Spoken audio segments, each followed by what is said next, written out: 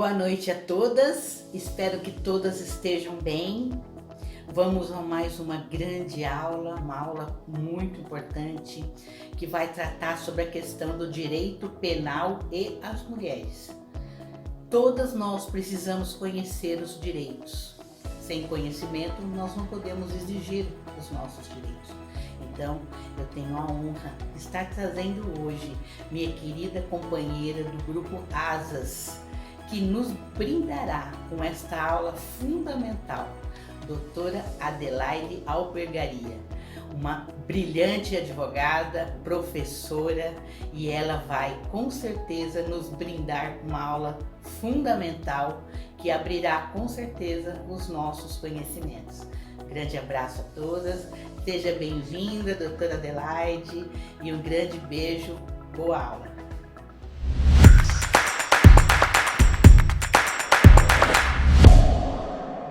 Boa noite a todas, eu sou Adelaide Albergaria, sou advogada criminalista, professora de Direito Penal.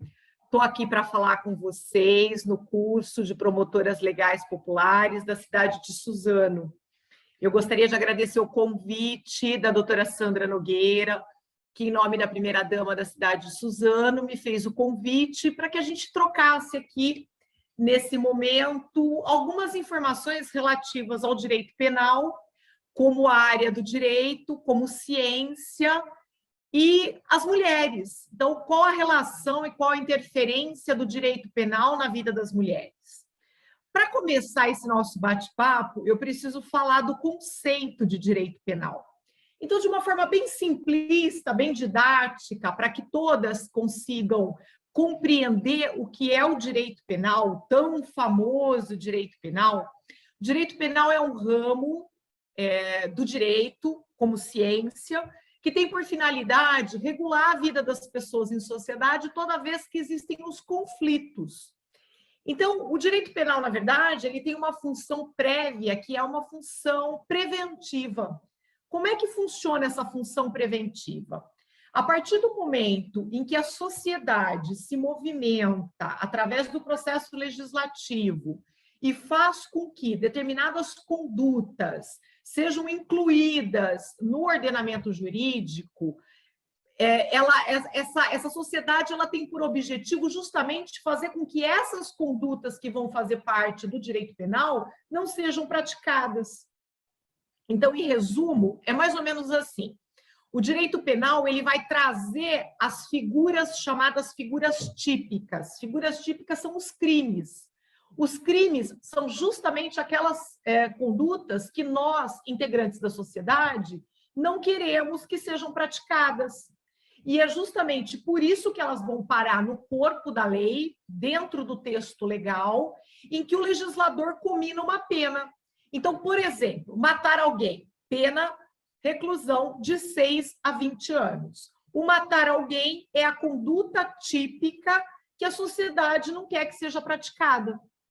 Então, o direito penal, o conceito, ramo do direito público, e aí eu vou falar um pouquinho o porquê direito público, que tem por finalidade regular a vida das pessoas em sociedade, com o objetivo de prevenir os conflitos de interesses, os litígios, mas uma vez instalados, ele vai regular a tutela estatal em cima desses conflitos, aplicando as penas combinadas na legislação para aquelas condutas que a sociedade não quer que sejam praticadas. No segundo tópico, nós vamos falar um pouquinho, uma vez dito o conceito de direito penal, como é que o direito penal se instalou no Brasil, no Estado brasileiro. Então, rapidinho, resumidamente, a gente tem uma história do direito penal. O direito penal tem uma cronologia dentro da legislação brasileira. A nossa primeira legislação, nosso primeiro momento em que se falou de direito penal, foram nas ordenações do reino. Essas ordenações do reino eram as ordenações, a legislação portuguesa, as ordenações que vigoravam em Portugal e que os portugueses trouxeram para o Brasil quando do descobrimento em 1500. Então, quando os portugueses aqui chegaram, como colonizadores, eles trouxeram a legislação deles para ser aplicada aqui no Brasil. E essas ordenações do reino vigoraram de 1500 até 1830, quando então nós tivemos o Código Criminal do Império. Não podemos dizer que é uma legislação que seria já a primeira legislação genuinamente brasileira, porque o Código Criminal do Império ainda nós vivíamos como colônia de Portugal. Mas notem que de 1500 a 1830 passaram-se 330 anos em que nós, brasileiros, éramos tutelados, obviamente por sermos colônia, pela legislação portuguesa. E qual que é a influência disso no nosso dia a dia? Os portugueses, como uma sociedade extremamente patriarcal, extremamente convencional, extremamente conservadora, trouxeram para o Brasil esses conceitos. E nós vamos ver mais para frente, aqui no nosso encontro, na nossa aula, que esse reflexo conservador, patriarcal, foi se perpetuando ao longo dos anos e se perpetua até hoje, infelizmente, na vida de nós, mulheres. E tem reflexos pontuais nas nossas vidas. Então, das ordenações do reino até o Código Criminal do Império foram 330 anos. Só em 1890 é que nós tivemos o Código Penal da República. Então, passados 60 anos, 1830, Código Criminal do Império, 1890, Código Penal da República. Aí nós já vivíamos numa república, a República Federativa do Brasil. Essa sim, então, foi a primeira ordenação, a primeira legislação, melhor dizendo, já não mais usava-se a terminologia ordenação, mas codificação, a primeira legislação genuinamente brasileira. Bom, o Código Penal da República, ele trouxe alguns avanços, né? Para aqueles que, infelizmente, ainda pregam pena de morte no Brasil, foi na legislação, no Código Penal da República, que o Brasil acabou com a pena de morte. A pena de morte existia no nosso ordenamento jurídico. E um caso que ficou muito famoso, até eu cito aqui para vocês, se tiverem curiosidade, depois pesquisarem na internet, o caso de um fazendeiro, Manuel da Mota Coqueiro, conhecido como a Fera de Macabu. O fazendeiro foi condenado à morte por ter matado uma família de colonos lá na cidade de Macaé, no Rio de Janeiro. E então, para vocês terem uma ideia de que pena de morte era uma situação, a pena capital, a situação mais grave que nós podemos ter em termos de punição, já existia no nosso ordenamento jurídico. E não existia só para classes menos favorecidas economicamente, mas para todas, né? E esse fazendeiro foi morto e, após a morte dele, descobriu-se que a verdadeira mandante da morte dos colonos era a sua mulher, que acabou morrendo louca por ter sido responsável pela morte do marido de forma injusta. E a pena de morte foi abolida por conta das possibilidades efetivas de erros judiciais e de injustiças que, uma vez cometidas, não há mais a possibilidade de retrocesso para corrigi-las. Mas é muito interessante, porque esse caso é um caso emblemático, e eu não vou aqui contar mais detalhes, embora eu já tenha dado um spoiler do final do caso, mas ele é muito interessante porque a mulher ela era muito ciumenta, e ela tinha ciúme, né, de uma das filhas desses colonos, e o crime foi motivado por ciúme, né? Também reflexo, também fruto de uma sociedade patriarcal e que permitia que os seus patrões, os seus senhores, pudessem se utilizar das mulheres como se propriedade deles fossem, né? Então, é interessante fazer esse destaque aqui. Depois do Código Penal da República, de 1890, nós tivemos, em 1932, um compilado de legislações que ficou conhecido como Consolidação das Leis Penais. Não chegava a ser um código, mas um compilado, uma junção de leis que formavam um conglomerado e que foram tidas como o principal conjunto de normas penais daquele momento. O Código Penal que vigora até hoje só veio 8 anos depois, que é o Código Penal brasileiro, o código que está em vigor. Eu não coloquei no histórico, que vocês estão tendo acesso aí através dos slides, do Código Penal de 1969, que não chegou a entrar em vigor, porque o Brasil vivia um momento muito conturbado em termos de regime político. Nós vivíamos uma ditadura militar, em 68 tivemos o AI-5, um ato mais duro da ditadura militar, em que fechou-se o Congresso, acabou-se com a figura do habeas corpus, e esse Código Penal, que viria a entrar em vigor em 69, era tido como muito avançado para a época, e não entrou em vigor justamente por conta do momento histórico pelo qual o Brasil passava. Pois bem, então eu omiti o Código de 1969, porque ele não chegou a entrar em vigor. O salto, então, é da consolidação das leis penais de 32 para o Código Penal brasileiro que nós utilizamos até hoje. É uma legislação de 1940 que sofreu relevantes alterações ao longo dos anos no seu corpo, mas as mais relevantes, em 1984, a reforma da parte geral do Código Penal. O Código Penal é dividido em 2 partes, a parte geral e a parte especial. A parte geral traz as regras de aplicação do direito penal.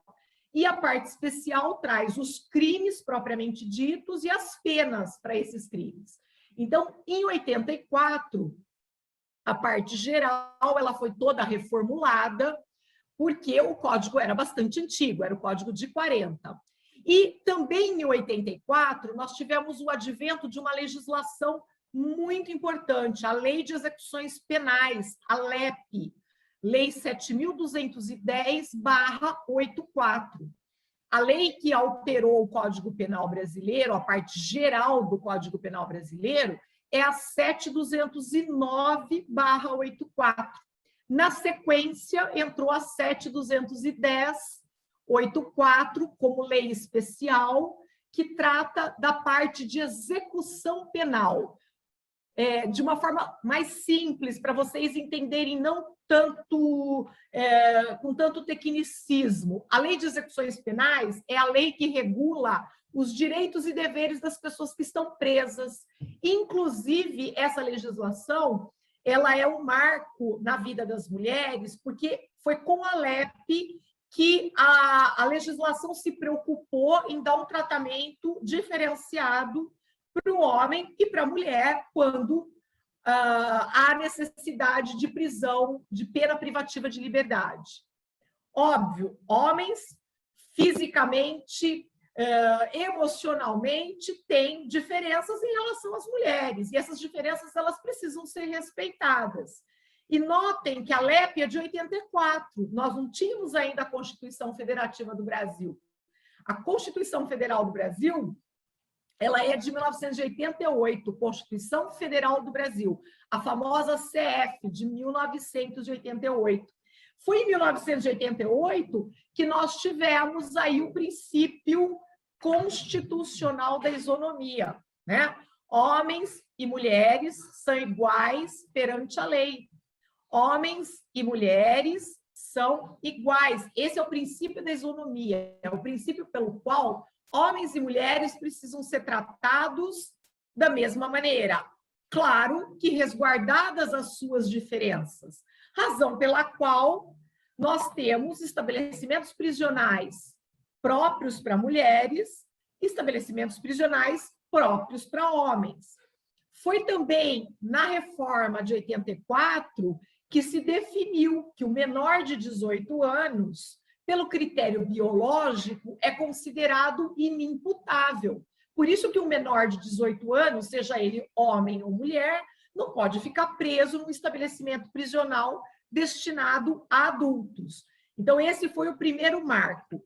Agora, é interessante a gente fazer um parênteses aqui, fazer uma pequena pausa, para lembrarmos que, muito embora nós tenhamos a legislação que regula a execução da pena, recentemente nós tivemos notícias que no Brasil ainda existem estados que prendem mulheres menores junto com homens. Então, muito embora já haja a legislação, essa discussão ela se faz importante, porque uma coisa é nós termos uma lei regulando uma determinada situação. Outra coisa muito diferente é nós termos a aplicação efetiva dessa lei, que garante, que confere a dignidade da qual a Constituição Federal de 88 fala tanto, em tantos incisos, em tantos artigos.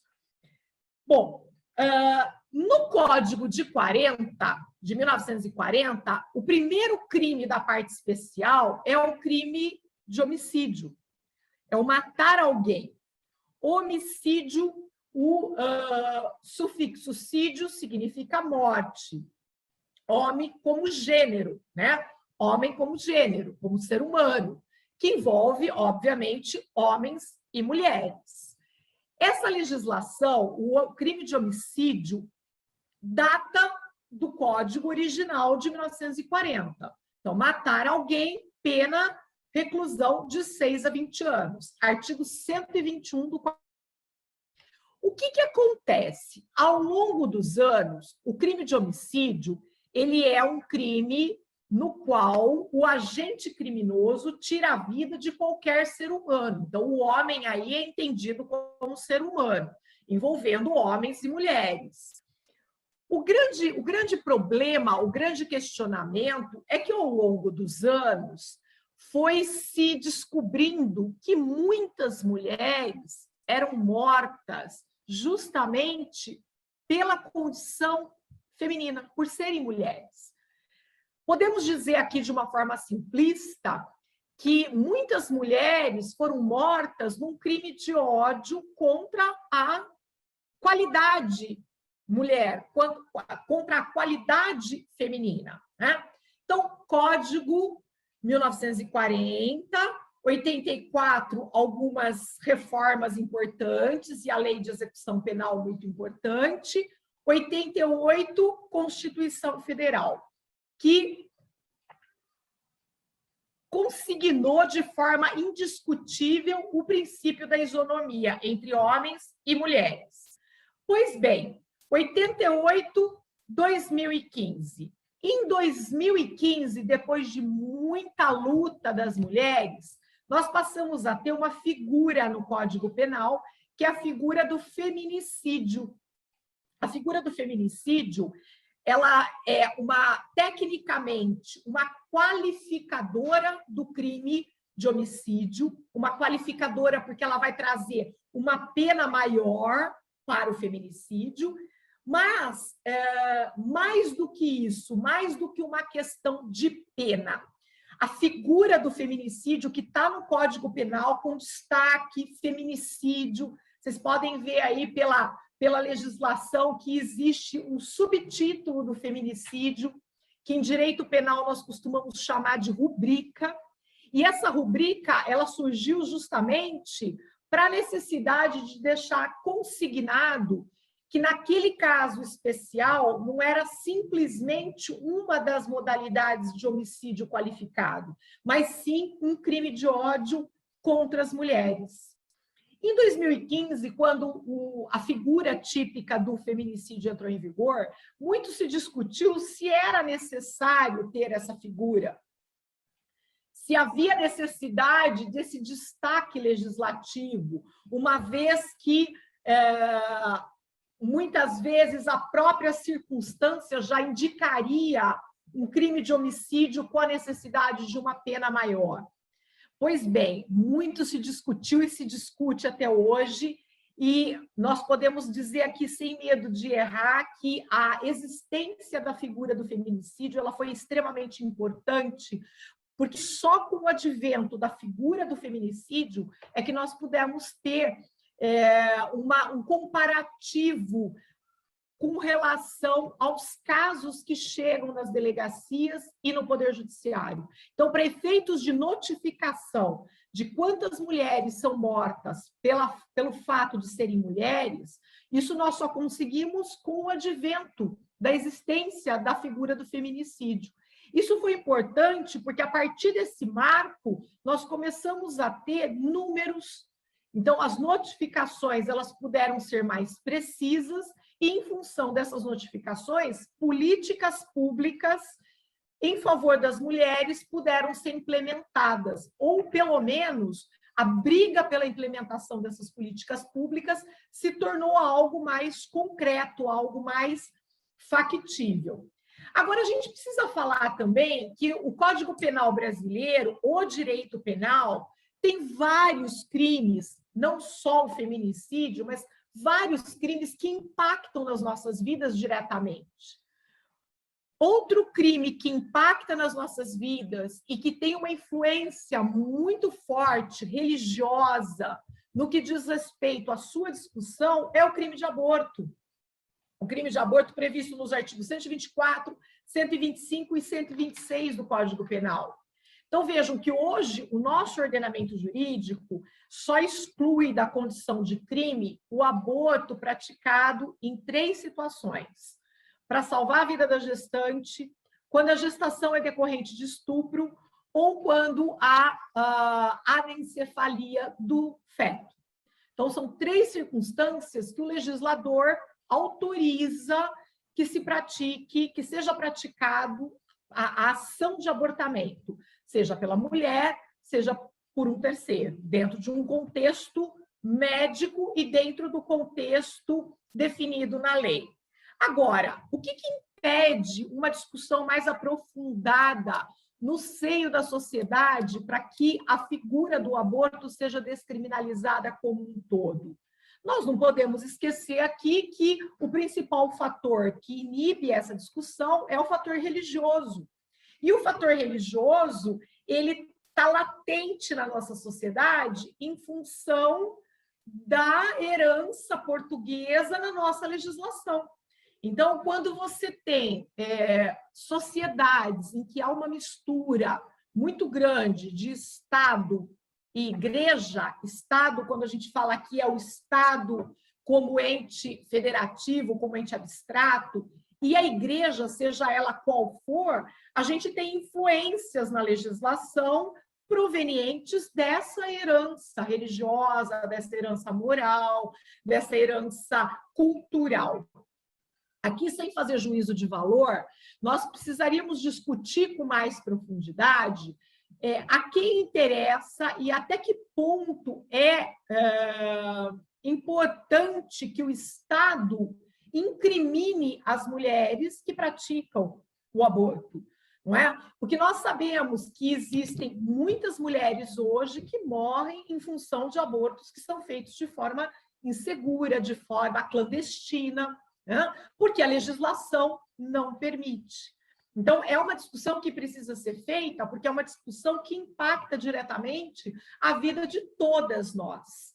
Todas nós, em algum momento, vamos ter o Estado, o ente abstrato, regulando as nossas vidas. E o aborto é justamente uma das figuras típicas do Código Penal em que o Estado tem uma maior ingerência sobre as nossas vidas, né? Na sequência, é importante a gente falar também dos crimes no Código Penal que são chamados crimes contra a honra. Tá lá, calúnia, difamação, injúria, né? Os crimes contra a honra são aqueles crimes em que qualquer pessoa pode ser vítima deles, mas numericamente, numa sociedade conservadora, patriarcal, machista, quem é que sofre mais com os julgamentos externos? Quem é que sofre mais com adjetivos pejorativos, indicativos do seu comportamento? infelizmente, somos nós, mulheres. Somos nós que somos taxadas de acordo com o comportamento que nós adotamos, né? Se o nosso comportamento é um comportamento libertário, é um comportamento que foge às regras pré-estabelecidas, o que acontece conosco? Nós somos taxadas de, no mínimo, pessoas ou mulheres de moral duvidosa. Então, vejam que a sociedade, se a gente parar para pensar, a sociedade ela é muito tolerante com condutas masculinas e extremamente intolerante com as condutas femininas.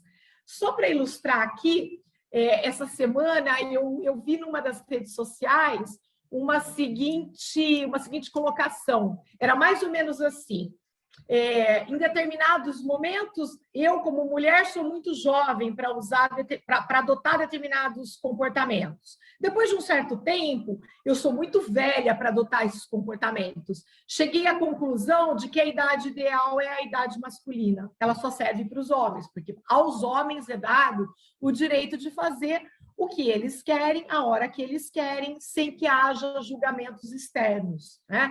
Isso é muito importante a gente falar, porque, embora os crimes contra a honra sejam crimes que atingem a todos indistintamente, é inegável que com as mulheres essas condutas elas são muito mais impactantes, né? São as mulheres que sofrem mais a pecha de carregar um adjetivo pejorativo, negativo em relação ao comportamento adotado. Aqui eu gostaria de dar um destaque no que diz respeito aos crimes contra a honra, que é uma exceção àquela regra do direito penal como ramo do direito público. Só retomando um pouquinho, lá no primeiro item do nosso encontro, quando a gente fala que o direito penal é ramo do direito público, nós estamos dizendo que está nas mãos do Estado. Estado, volto a dizer, Estado como ente federativo, o poder de regular essas condutas. Nos crimes contra a honra, nós temos uma exceção a essa regra em relação à qualidade de direito público do direito penal. Porque, no caso dos crimes contra a honra, a ação penal é ação penal privada. Então, o que significa isso na prática? Vou tentar trocar aqui em miúdos de uma forma bem didática aqui para vocês, bem descontraída. Trocando em miúdos, quando alguém, e no caso, as mulheres, porque é delas que nós estamos falando aqui, sofre um crime contra a honra, ela tem que procurar um advogado, contratar um advogado, para que esse advogado entre com uma peça processual chamada queixa-crime contra a pessoa que a ofendeu. Então, nós temos aí uma exceção à regra de que, através do Ministério Público, o Estado toma conta das condutas tipificadas como ilícito penal. Aí vocês poderiam me perguntar: puxa vida, Adelaide, mas e as mulheres que não têm condição de contratar um advogado? Não vão poder travar uma luta jurídica para fazer valer o ataque que sofreram, as regras, né, que tutelam o ataque que a sua honra sofreu? Vão poder fazer valer, sim, através da Defensoria Pública. A Defensoria Pública é um órgão do Estado que existe e que está aí para tutelar todas aquelas pessoas consideradas hipossuficientes. O que significa isso? Significa aquelas pessoas que não têm recursos materiais para custear uma demanda jurídica sem prejuízo do seu sustento e da sua família. Então, fiquem tranquilas, porque a todos é dado o direito de buscar tutela estatal sempre que a nossa honra, a nossa imagem tiver manchada, tiver atacada. Eu vou fazer rapidamente aqui uma diferenciação entre os crimes, né? A calúnia é a falsa imputação de um crime a alguém. Então, não basta chamar de ladrão.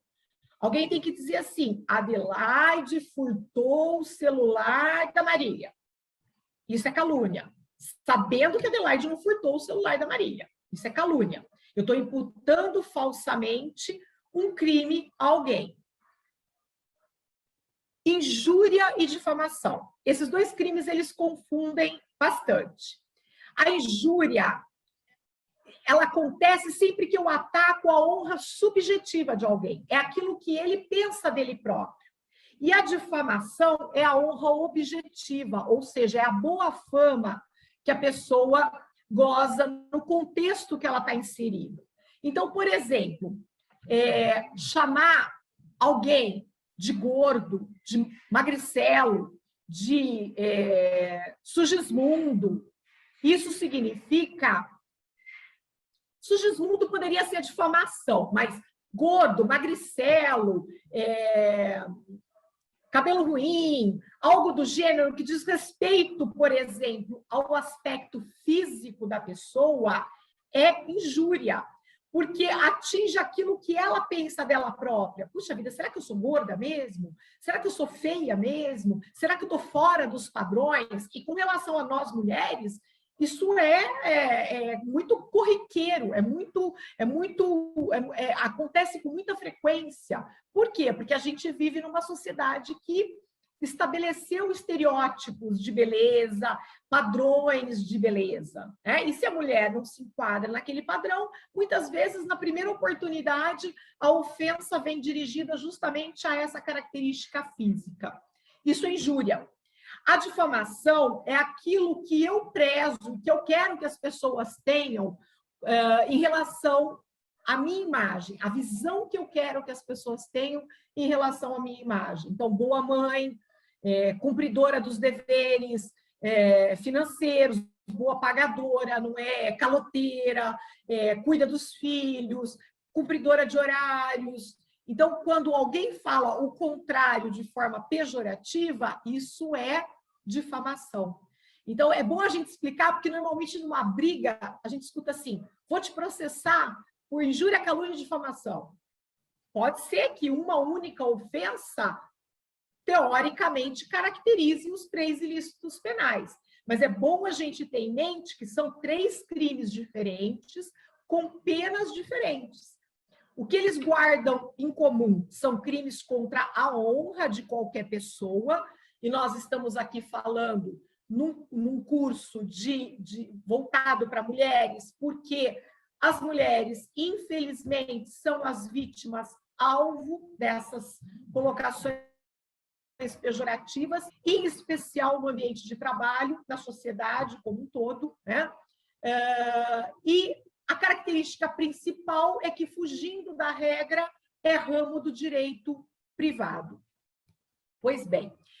E enseja também, eu quero só complementar, que aí sai um pouquinho do direito penal, mas é bom, em termos de complemento da informação, a injúria, a calúnia e a difamação podem ensejar a indenização por dano moral. São coisas diferentes. Uma coisa é o processo criminal, por injúria, por calúnia, por difamação. Outra coisa é uma ação cível para mexer com dinheiro, com o bolso do ofensor, com o objetivo de uma indenização para ressarcir o dano moral sofrido por aquela ofensa.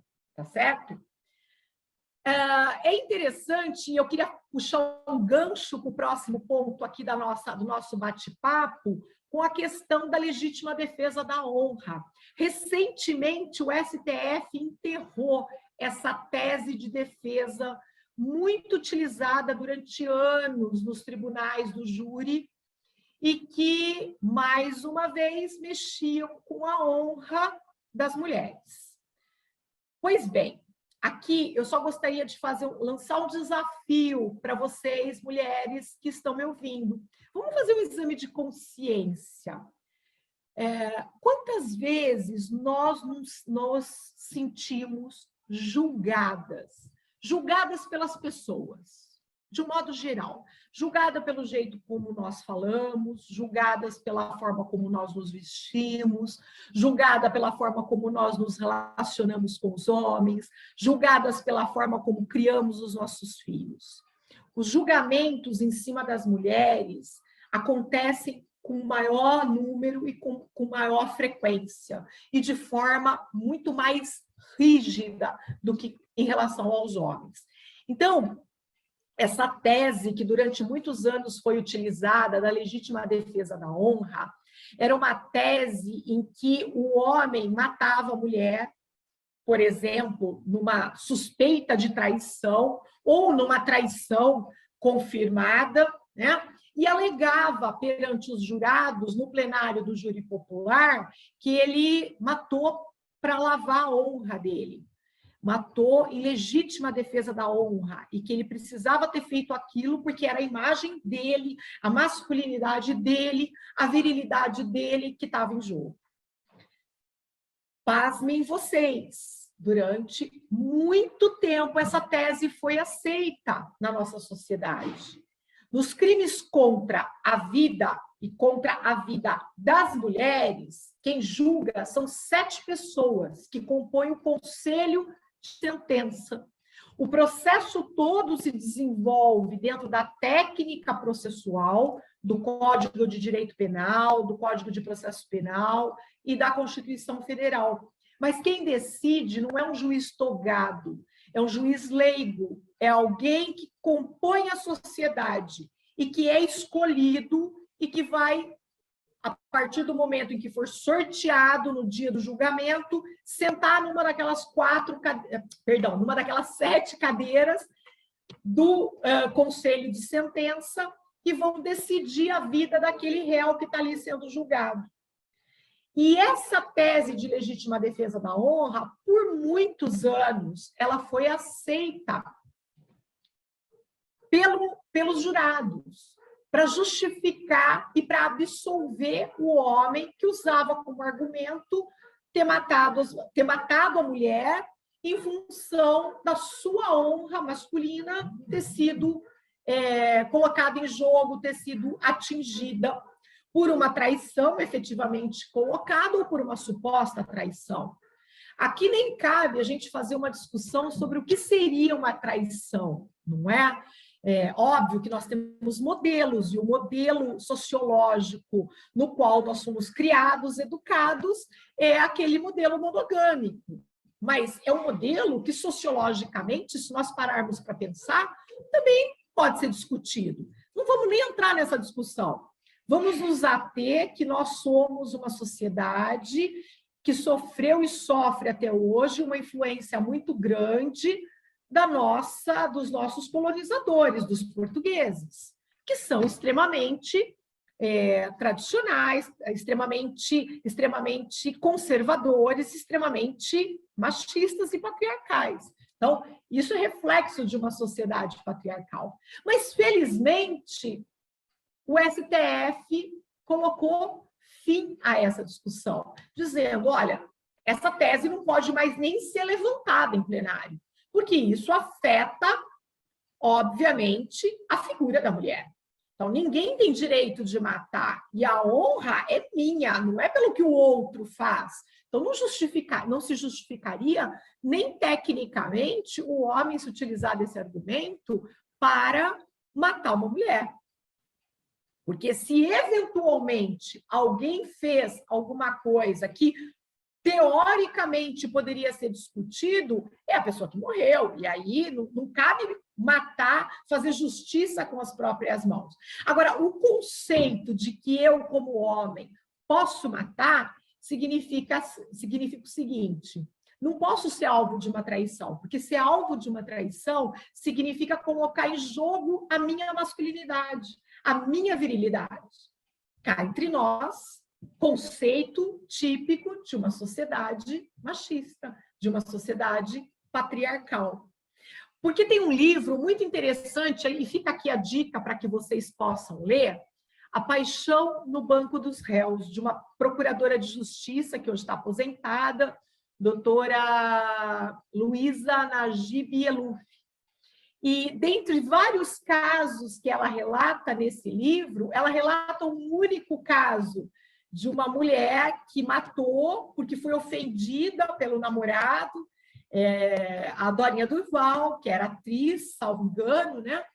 E ela namorava um rapaz bem mais jovem que ela, e numa discussão, porque ela pressentiu ou teve certeza que estava sendo traída, o argumento dele foi de que ela estava velha, acabada, destruída, enfim. Além dela ter sido trocada por uma outra mulher, ela ainda foi humilhada no que diz respeito aos efeitos deletérios que o tempo traz para o corpo da mulher, né? E ela matou o namorado e ela foi condenada. Então, a ela não foi dado o direito de invocar esse conceito de legítima defesa da honra, que aqui, frise-se, não deve ser utilizado em nenhum âmbito, nem pelos homens e nem pelas mulheres. O que eu quero destacar aqui e chamar a atenção é que essa tese ela sempre foi utilizada em benefício masculino.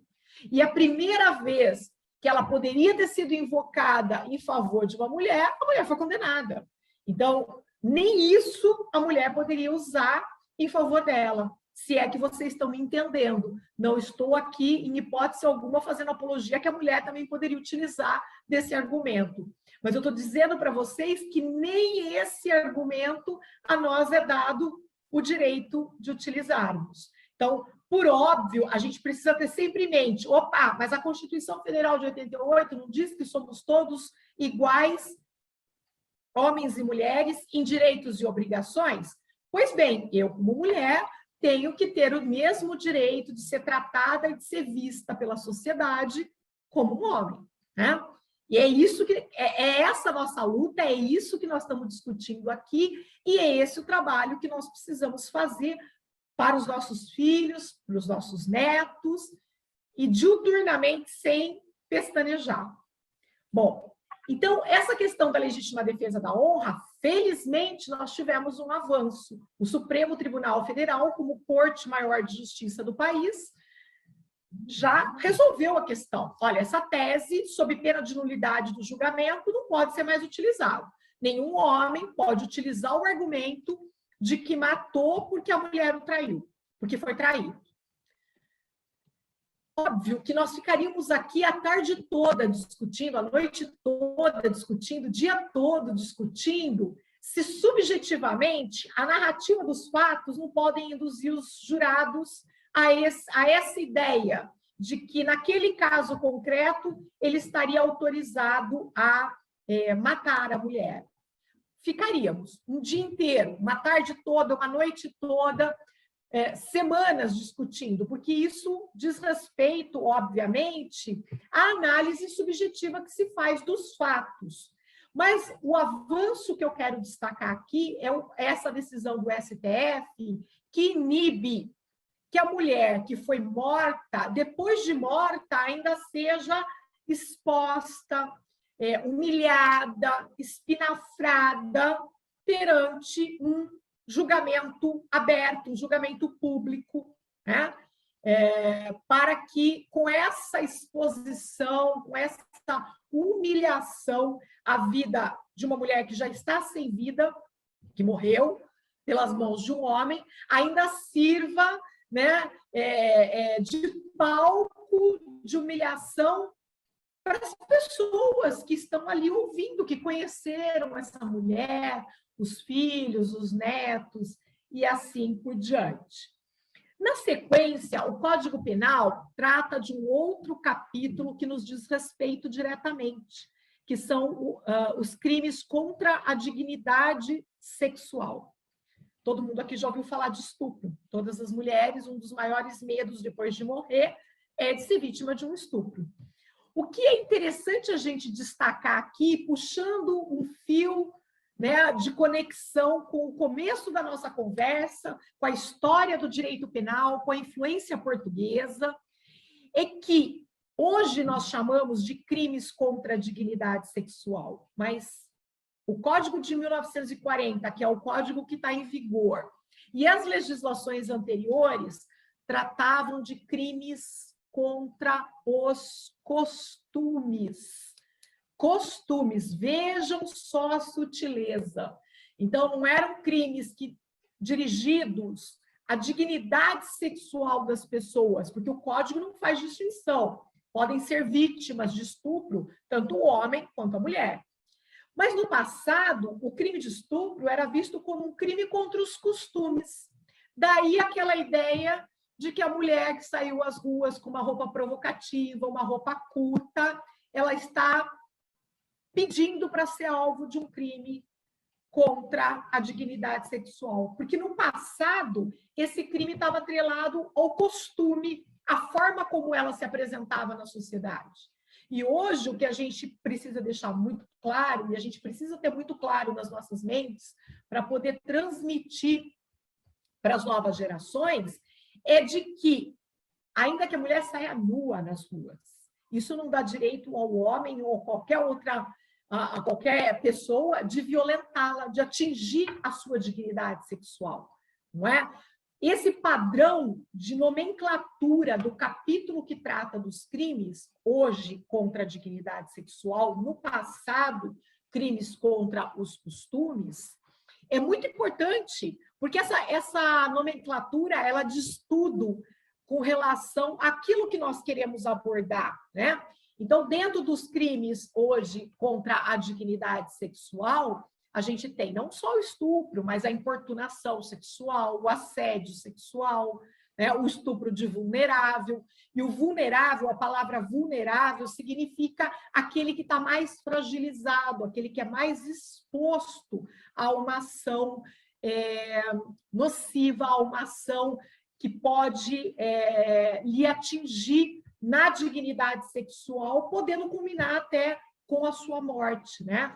Que é o que nós costumamos, muitas vezes, ver nos noticiários, um estupro seguido de morte, com o feminicídio praticado, né?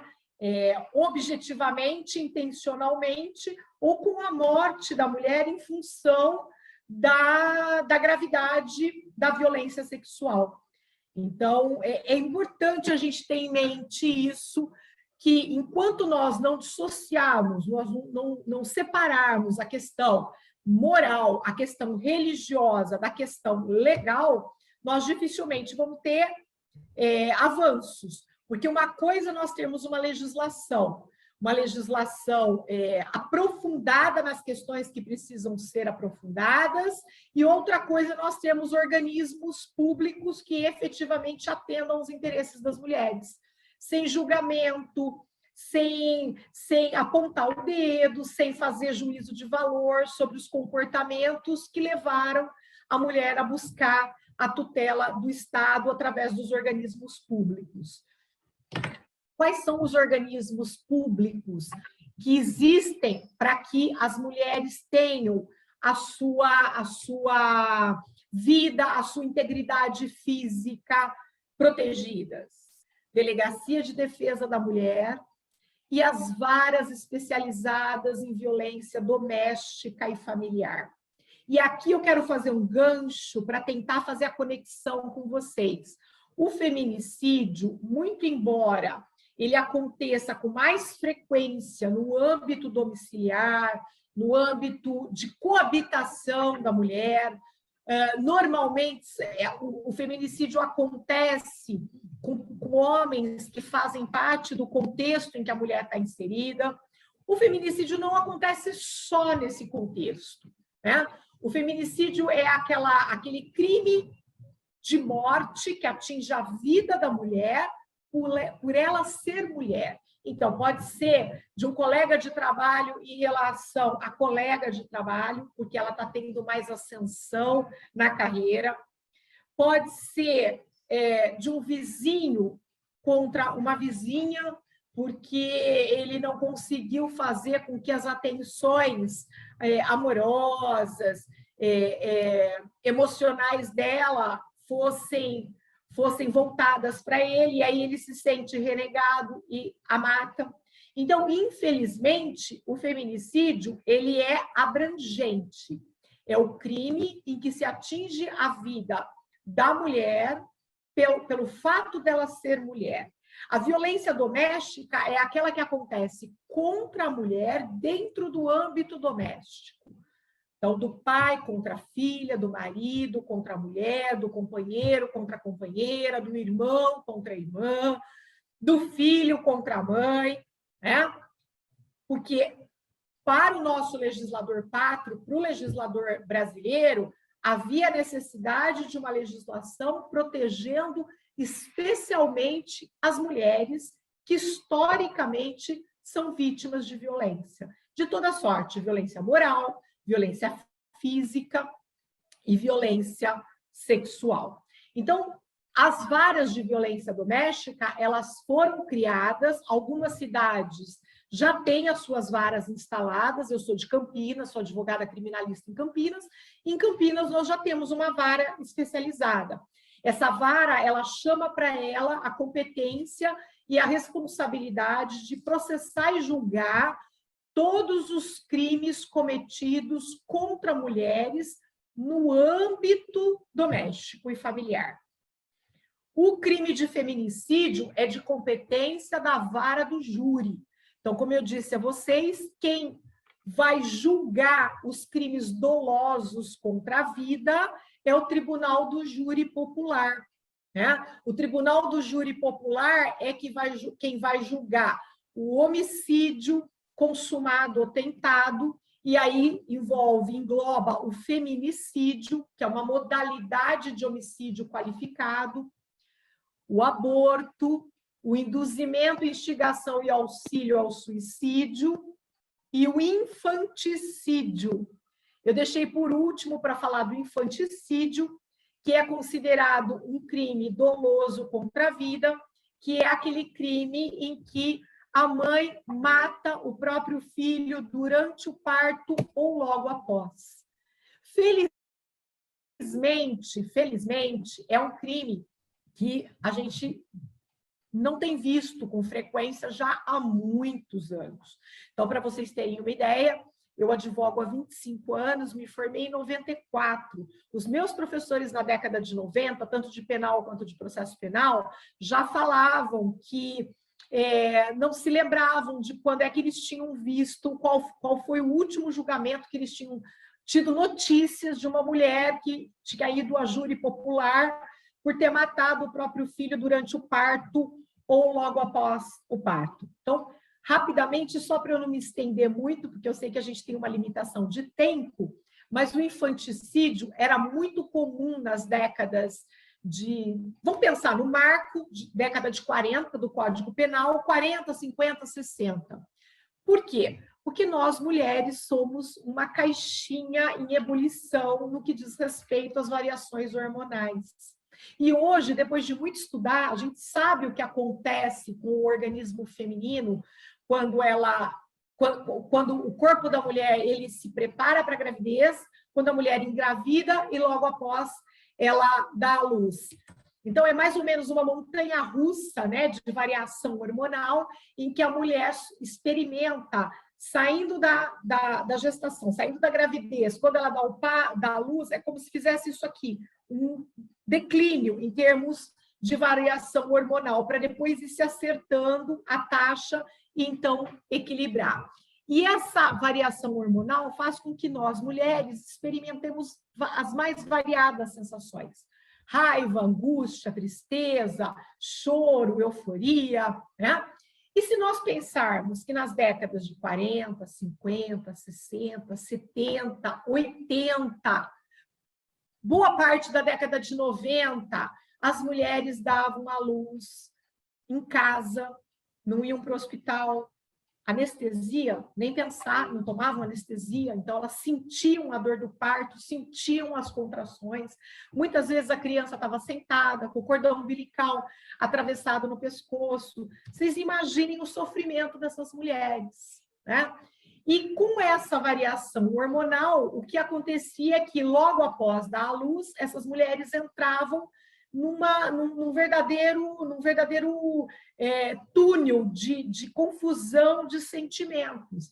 E o que a medicina legal fala é que essas mulheres reproduziam na criança o retrato daquele sofrimento que elas haviam experimentado. E por isso que, às vezes, no lapso de lucidez, elas acabavam transferindo para o filho todo aquele sentimento de angústia, de dor, de desespero, de tristeza, enfim, todos os sentimentos possíveis, e acabavam matando a criança. Hoje, felizmente, até no SUS já há a possibilidade da luta para que a mulher tome anestesia, para não sentir a dor da contração e muito menos a dor do parto. Existe uma luta muito grande das mulheres que vem sendo travada já há anos para que a violência obstetrícia seja algo que fique no passado, que as mulheres sejam tratadas com dignidade quando entram num ambiente hospitalar para dar à luz. Então, para fechar, o homicídio, o feminicídio, o aborto, o induzimento, instigação e auxílio ao suicídio e o infanticídio são crimes dolosos, porque tem intenção do agente, existe vontade deliberada, são crimes dolosos contra a vida e, portanto, de competência de julgamento pelo Tribunal do Júri Popular. Os crimes contra a honra e os crimes contra a dignidade sexual são crimes que são julgados perante o juiz singular. No caso dos crimes contra a honra, qualquer vara criminal. Nos crimes de violência doméstica e familiar, competência exclusiva da vara de violência doméstica e familiar. E a Delegacia de Defesa da Mulher para apurar os crimes praticados contra as mulheres, de um modo amplo. A vara de violência é mais restrita. A DDM é Delegacia de Defesa da Mulher. A exemplo do que nós temos, por exemplo, no Conselho de Defesa da Mulher, em que existe uma atuação nos municípios e para o qual se discutem as políticas públicas que vão ser direcionadas para as mulheres. Então, basicamente, era essa apresentação que eu tinha para fazer em relação ao direito penal e à vida de todas nós mulheres.